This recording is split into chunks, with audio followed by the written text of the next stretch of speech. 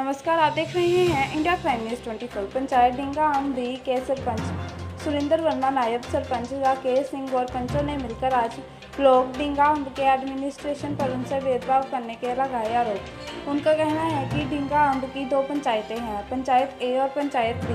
सरपंच भी 2 हैं, लेकिन पंचायत बी के हिस्से में फंड्स 40,000 70,000 आते हैं। इससे डेवलपमेंट कैसे होगी?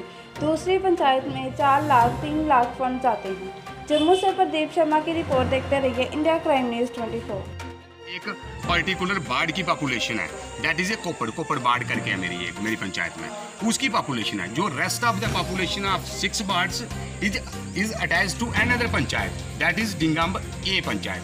सो इट्स वेरी ऑब्वियस, ये तो इट्स क्रिस्टल क्लियर कि जो पैसा जो पॉपुलेशन के बेसिस पर पैसा जाता है, जो एफसी का पैसा आता है, तो उनकी पॉपुलेशन कुल मिलाकर होती है 2889।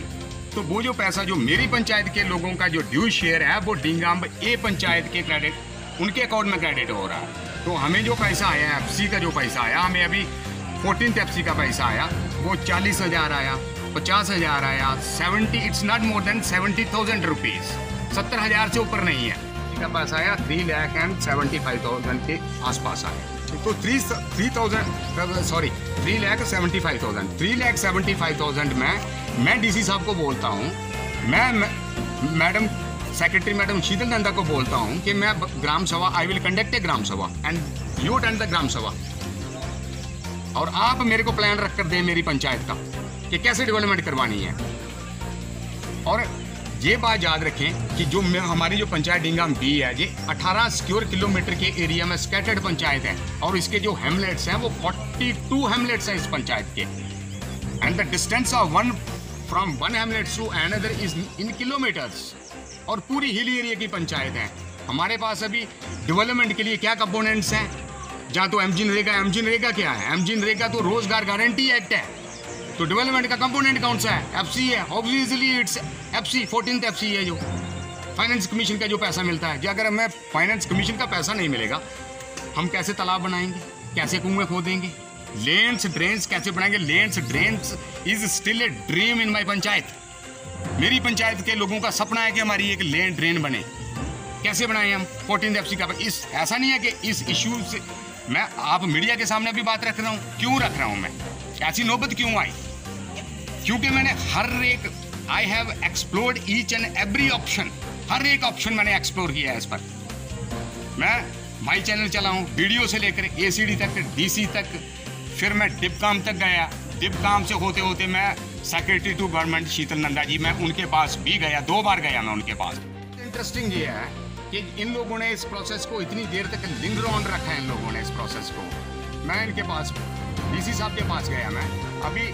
इंटरेस्टिंग बात यह है कि जब से ये पंचायतें बनी हैं, after constitution of this panchayats, उस टाइम से लेकर आज 4th DC sitting on the chair now, 4th DC sitting on the chair. और जितने भी डीसी हैं, हर एक डीसी के नॉलेज में मैं बात लाया हूँ, not only through verbal conversations, मैं रिटन में बातें लाया हूँ। मैं I am having the copy of all those applications whatever I have given to all these officers. डिपकाम को मैंने एप्लीकेशन दी, डिपकाम ने मेरे को, उन्होंने इनिशिएटिव लिया, ऐसी बात नहीं। उन्होंने सेक्रेटरी मैडम को लिखा कि इस पंचायत का ये इशू है, इस पंचायत को फंड्स नहीं आ रहे हैं, और इस पंचायत के डेवलपमेंट के जो काम है वो रुके हुए हैं। कैसे डेवलपमेंट होगी अगर पंचायत में, एक पंचायत में पैसा नहीं आएगा? ये मेरे गरीब लोगों के साथ स्टेट वेट डिस्क्रिमिनेशन है, और हम इसे सहन नहीं करेंगे। हम चाहते थे कि कॉन्स्टिट्यूशनल बेस से हम इसका सोल्यूशन निकल जाए, लेकिन अगर एडमिनिस्ट्रेशन ये चाहता है कि हम रोडों पर आएँ, अगर एडमिनिस्ट्रेशन ये चाहता है कि हम एडमिनिस्ट्रेशन के सामने जाकर एडमिनिस्ट्रेशन हाय हाय करें, तो हम एडमिनिस्ट्रेशन हाय हाय भी बोलने गुजरे संकोच नहीं करेंगे उसके। और बड़ी हैरानगी की बात है, 201 पॉपुलेशन वाला सरपंच आपके सामने खड़ा है। पूरे हिंदुस्तान में घुमाओ इसको कि 201 पॉपुलेशन वाला सरपंच आपके सामने खड़ा, और 7 मेरे पंच हैं। वो पंच किसने बनाए? ये सीधा सवाल इलेक्शन कमीशन पर है, ये सीधा सवाल एडमिनिस्ट्रेशन पर है कि what administration was doing at that time when बाइफिकेशन was held. जब बाइफिकेशन हुई उस वक्त एडमिनिस्ट्रेशन क्या कर रहा था? ये इन गरीब लोगों का कसूर है क्या?